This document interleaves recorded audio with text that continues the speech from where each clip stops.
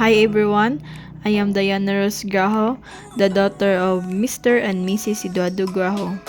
I would like to say thank you for making me happy tonight. So, this is it.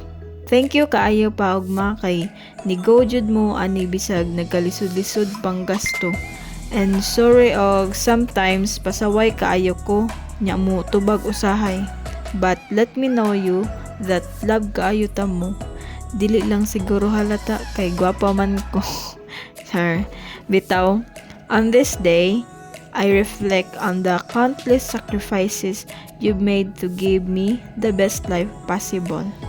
You are wonderful examples of what it means to love unconditionally. I look up to you both, and I am so blessed to have you in my life.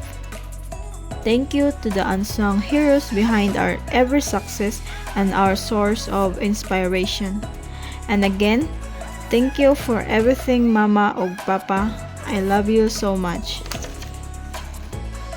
Salamat sa diay sa akong mga tita o tito nga nag-sponsor to make my day special, labi na sa mga nag-decor, especially to Tita Jane ug Ate Kim. Nga kugihan kaayo mo tabang nya Kent og DJ nga mga abtik pud na mga assistant, and lastly si Kuya Anthony nga naghimo sa pang-design. Ug sa uban pa na kong families and friends, salamat kayo sa Ginoo nga kini nahitabo. Ug salamat sab sa inyong mga tabang. I would like to thank God for letting me experience this very special day. I proudly announce that I'm already 18. Thank you, Lord. I love you all. Mwah.